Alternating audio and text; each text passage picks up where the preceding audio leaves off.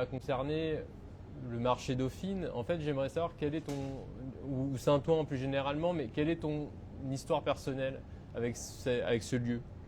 Alors avec les puces de manière générale, Ouais. pour commencer, Oui, oui. alors moi j'ai grandi loin de Paris, j'ai grandi dans les Pyrénées, donc Ouais. très loin des puces. Ouais. Et j'ai connu les puces il y a une dizaine d'années. Ma coloc architecte m'avait amené ici quand Ok. on habitait dans le 18e. Et là, grosse découverte, Ouais. un nouveau monde, un microcosme aux portes de Paris.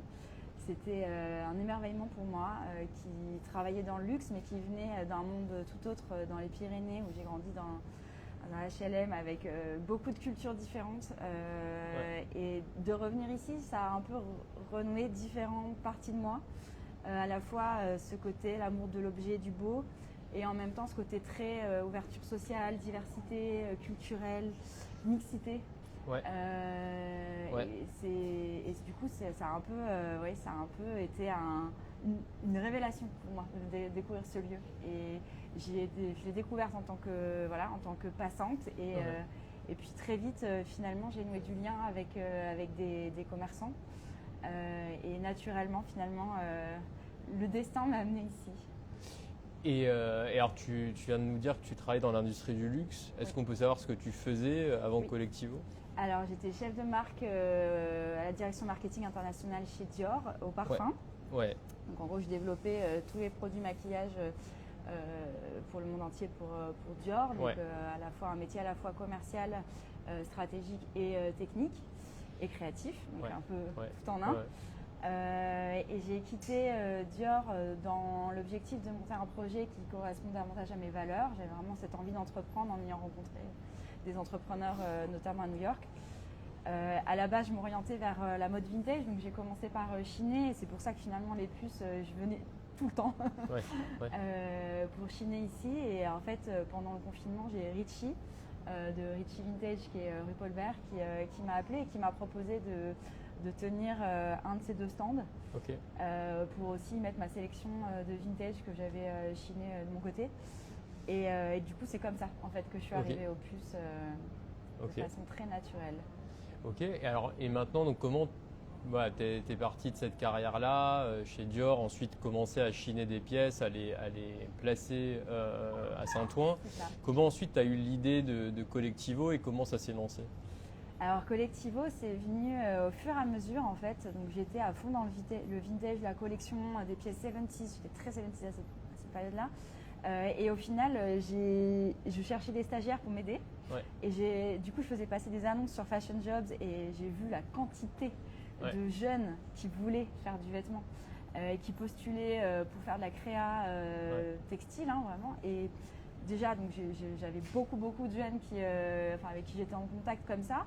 Et beaucoup d'étudiants aussi de mode qui passaient aux puces, que je rencontrais et que je voyais aussi qui avaient très envie de travailler aussi sur le vintage ou en tout cas sur de l'upcycling. Et c'est finalement via une amie en fait qui était designer chez Dior que j'ai commencé vraiment à créer. C'est-à-dire qu'en fait j'avais repéré un stock de jeans abîmés chez Richie qu'il n'utilisait plus depuis des années, qui sont tassés au fond de sa boutique. Et je lui dis mais tu vas rien en faire dessus, que ça fait 2 mois que je suis là et genre ça bouge pas. Il me dit bah tu sais quoi, ça fait 4 ans que c'est là, donc si tu veux en faire quelque chose, vas-y. Donc au final j'ai appelé ma copine Elodie Louzaouen qui était chez Dior à l'époque et ensuite passée chez Acne Studio en designer senior. Et elle m'a aidé à faire un jean. Okay. Donc c'était notre premier jean et qui est d'ailleurs ici. Oups là, alors ça ne tourne pas complètement. Ce jean qui est en fait inspiré du jean que portait Jane Birkin dans les années 70, mais elle l'a porté en fait pendant presque 20 ans, selon les archives. Et donc Elodie m'a aidé à faire ce prototype, à penser aussi un peu à comment le mettre un peu au goût du jour. Donc elle a posé sa patte en fait sur cette idée de base. Un premier prototype, on essaye et on le trouve génial. Et je le porte. J'ai mes amis qui me disent j'en veux un. Donc je trouve un atelier à Paris pour en faire. J'en fais 10. Je les mets chez Richie et les 10 on les a vendus en une semaine. Du coup, premier pas vers l'upcycling sans savoir vraiment que c'est de l'upcycling au final de façon très naturelle. Mais en fait, j'ai compris que tous les fripiers Opus avaient des stocks dormants comme ça de pièces abîmées et que c'était hyper intéressant de croiser à la fois tous ces créatifs qui ont des idées et toutes ces matières qui sont abîmées, donc personne ne fait rien aujourd'hui. Donc c'était un peu une évidence. Et c'est aussi le reflet de l'industrie de la mode aujourd'hui, puisque la seconde main, elle vend en poupe partout. Il y a Vinted, il y a Vestiaire Collective, il y a les puces, il y a plein de lieux et puis de friperies maintenant partout. Ouais. Mais aujourd'hui, les vêtements abîmés, c'est une vraie question. Qu'est-ce qu'on en fait? Et il y a même une crise du déchet textile qui a lieu en ce moment. Et puis en fait, qui juste s'accumule depuis 20 ans. C'est qu'est-ce qu'on fait de tous les vêtements qu'on ne porte plus, de manière générale, abîmés ou non. Et je reviens d'un voyage au Ghana, du coup, il y a quelques semaines, où j'ai pu être témoin du drame écologique et social qui se joue là-bas autour de nos déchets textiles, qu'on ne sait pas revaloriser ici. Et du coup, l'upcycling aujourd'hui apparaît comme la solution de revalorisation la plus vertueuse, la plus efficace, écologiquement et même socialement, puisqu'on crée de l'emploi via l'upcycling. Et du coup, voilà, c'est là que le projet prend tout son sens et prend aussi de l'ampleur aujourd'hui. Et alors, ce qui est intéressant, c'est qu'aujourd'hui, effectivement, on a interviewé beaucoup de marchands sur des segments de marché très, très différents. Tu me disais donc juste avant l'interview que ton objectif aussi avec Collectivo est de faire de l'upcycling, mais aussi à partir de vêtements que peut-être que ces marchands justement délaissent. Est-ce que tu pourrais peut-être nous les décrire plus précisément? Qu'est-ce qui n'intéresse pas finalement un fripier du marché Dauphine, de Saint-Ouen? Qu'est-ce qui ne les intéresse pas et qu'est-ce que toi, vers quoi tu vas aller en fait? Alors en termes de matière, on est très ouvert justement, et c'est là aussi que l'idée du collectif prend son sens. Parce qu'au final, au début, on était sur un collectif de designers amis, finalement, amis, donc relations proches. Et on a commencé à ouvrir pour avoir d'autres compétences, parce que justement, on avait des arrivages matières de plus en plus divers, à la fois par justement des collaborations avec des fripiers Opus. Et après, finalement, on a aussi une collaboration avec le groupe La Poste, qui, depuis la loi AGEC, comme dans toutes les entreprises françaises, ont l'interdiction de détruire les déchets non alimentaires, non textiles. Et donc, ça les a tous forcés à chercher des solutions de revalorisation. Donc, il y a le recyclage qui ne concerne qu'une petite partie des textiles. Jusque-là, c'était brûlé, sinon. Et donc, du coup, l'upcycling aujourd'hui devient une solution envisageable pour ces groupes. Et donc, nous, on a dû recevoir, on a eu cet arrivage matière de jeans, de matières techniques imperméables, de polaires, de sacs de courriers internationaux, de plein de matières différentes. Et on s'est dit, mais c'est l'occasion d'ouvrir justement le collectif à d'autres compétences, d'aller chercher d'autres créatifs qui ont des idées par rapport à ces matières-là, de façon plus spécifique, plus technique. Et c'est comme ça qu'on a commencé à ouvrir le collectif du coup à d'autres profils. Et aujourd'hui, en fait, on est, en tout cas, je nous vois comme un label de créateur, mais avant et toute chose, comme une solution de revalorisation pour des déchets textiles. Donc, en fait, on va relever le défi, on va aimer relever le défi de savoir transformer des matières qui, à la base, allaient être jetées, et peu importe lesquelles, puisqu'on va aller même jusqu'à revaloriser des pneus, des chambres à air de vélo, par exemple, ou des sacs de courriers internationaux. Voilà, finalement, cette multiplicité de matières pousse à la R&D, pousse à l'innovation et pousse aussi à la créativité de nos designers. Donc challenge un peu tout le collectif. Donc là-dessus, on est très ouvert. Et ça peut être autant des matières très anciennes de fripiers justement, et ça on adore évidemment, c'est des très belles matières, comme pour notre cargo, on a fait du coup une collaboration avec un fripier plutôt donc stock militaire. Où là, c'est des toiles des années 30, des années 20, donc très belle matière, très beau coton qu'on ne trouve plus aujourd'hui.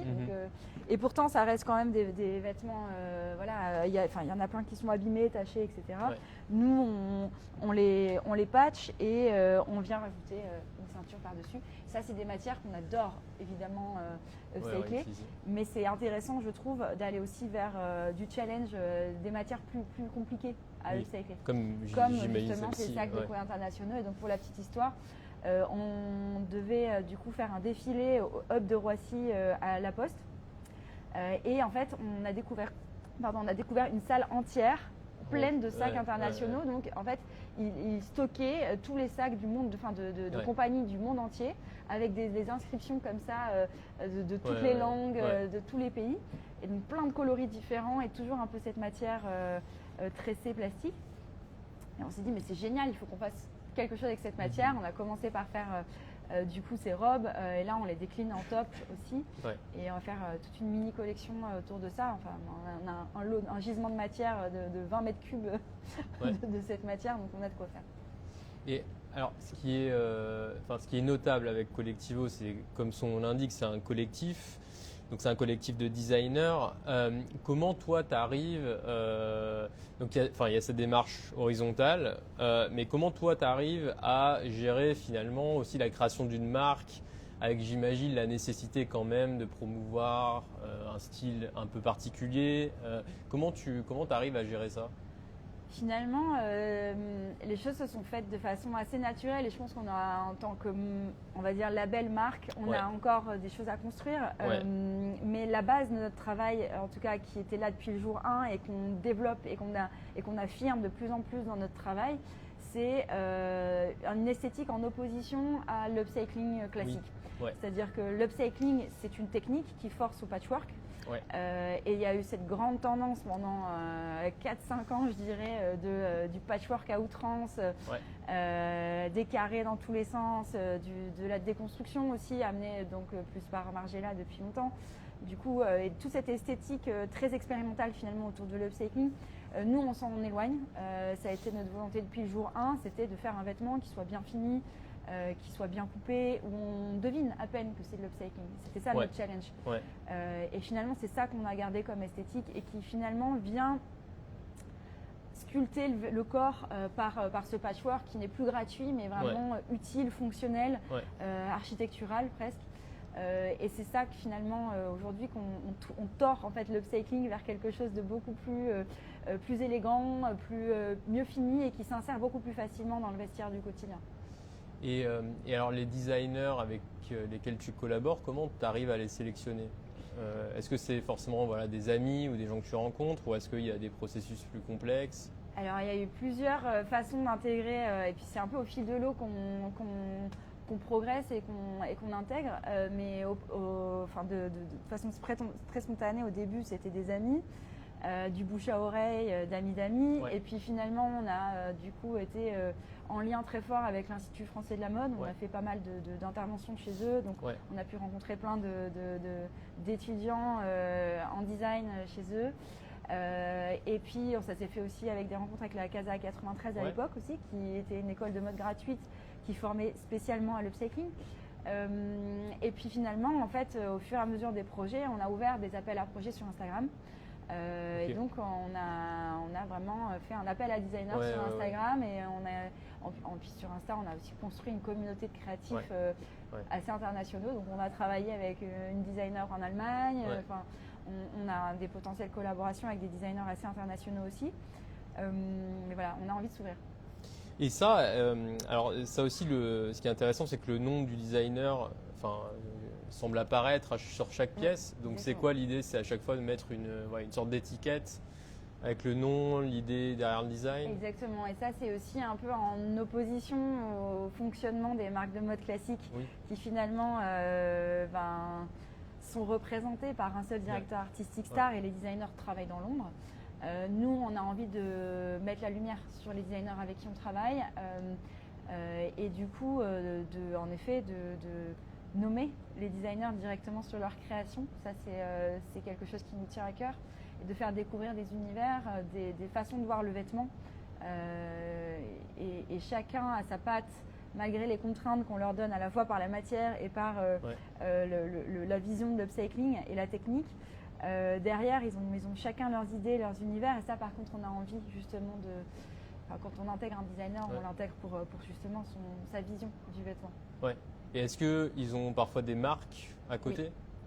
Oui, ok. Donc c'est une invitation aussi à aller chercher. Exactement. Ça invite énormément à la collaboration en fait de toutes sortes.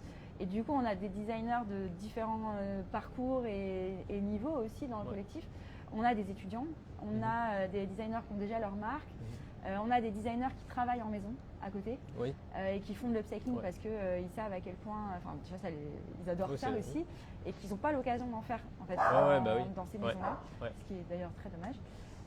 Mais en tout cas, voilà. Du coup, on a différents types de profils et dont en effet des designers qui ont aussi leur maison ou qui développent leur marque. Ouais. Alors maintenant pour la production, je crois que tu me disais que tu comptais 6 ateliers à Paris. Est-ce que tu peux nous décrire la manière dont sont produites ensuite les pièces après le design? Alors nous, notre spécificité, c'est aussi qu'on fait de l'upcycling qui n'est pas de la pièce unique. C'est-à-dire que cette robe, par exemple, elle va être, c'est un patron et on peut la reproduire en série autant qu'on veut. Vu le volume de matière qu'on a, on peut faire peut-être 5000 robes. Voilà, donc du coup, on fait que de la série et on a cherché des ateliers qui étaient à la fois capables de faire de l'upcycling, donc avec toute la complexité technique que ça entraîne, c'est-à-dire que pour faire de l'upcycling, il faut préparer la matière, ça veut dire qu'il faut souvent la découdre. Il y a plein d'étapes supplémentaires par rapport à du rouleau neuf. Donc, il y a des ateliers spécifiques qui intègrent ces étapes-là dans leur travail. Donc on a des ateliers, notamment un atelier qui avait travaillé avec Margiela pendant 20 ans. Donc on est très content de travailler avec eux depuis le début. C'est eux qui ont commencé à faire notre jean. On a des qui étaient habitués à ce genre de process en plus. C'est ça, et qui étaient les rois de l'upcycling depuis longtemps en fait. Et donc c'est ça aussi, c'est de trouver les bons partenaires techniques pour faire un vêtement aussi bien fini.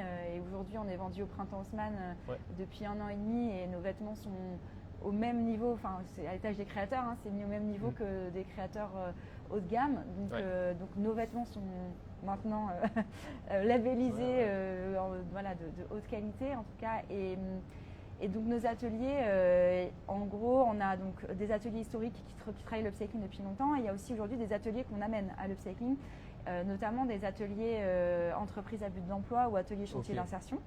Ce qui nous permet aussi d'avoir développer une vocation sociale dans le projet. C'est justement de former des couturiers à l'upcycling. On a fait le pont aussi avec l'IFM. On a un atelier qui s'appelle 13 Avenir, qui est dans le 13e arrondissement de Paris, qui ont confié aujourd'hui une partie de la production de nos collections et qu'on a accompagné aussi en formation à l'upcycling. Donc avec toute la documentation technique que nous on a développée et qu'on leur confie et à qui on explique comment on travaille. Et on a aussi un pont qui est fait avec l'IFM pour qu'il y ait de la formation continue de leurs couturières auprès de l'IFM. Aussi, Collectivo est un sujet, est un projet plus large. Tu me disais que tu collaborais avec des grandes entreprises, tu parlais de La Poste, je crois qu'il y a aussi LVMH. LVMH c'est tout récent, en effet. Tu peux peut-être nous parler de alors, ce qui se La passe. Poste, en l'occurrence, eux, les matières qu'ils avaient en stock, c'était des uniformes de postiers. Donc des anciens uniformes de postiers qui avaient été portés et puisque du coup ils ont un vestiaire qui donne à leurs employés et qui tourne, du coup quand les vêtements sont abîmés, ils les récupèrent pour qu'il n'y ait surtout pas de logo La Poste qui se trimballe dans la nature, ils évitent. Et donc du coup nous on s'est engagé à revaloriser leurs uniformes de postiers en détruisant justement les logos pour une question de sécurité. Ce qui forcément du coup fait écho aussi au groupe LVMH qui eux c'est un autre type de stock, c'est plutôt il y a différents types de stocks, ils ont à la fois des retours vestiaires employés, ils ont des invendus, il y a plein de matières différentes du coup et on commence à peine à travailler avec eux. Ok. Alors dernière question peut-être plus sur les prochaines étapes maintenant pour Collectivo, donc tu nous dis que là tu es vendu au Printemps Haussmann. Quels sont pour toi les prochains défis, les prochaines étapes? Les prochains défis pour nous, c'est déjà de s'installer au sein d'un lieu.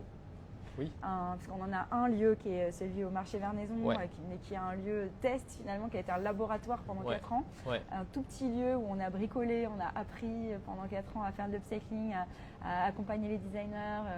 Là, on veut incarner le projet à travers un lieu, une vitrine de notre activité et du travail des designers.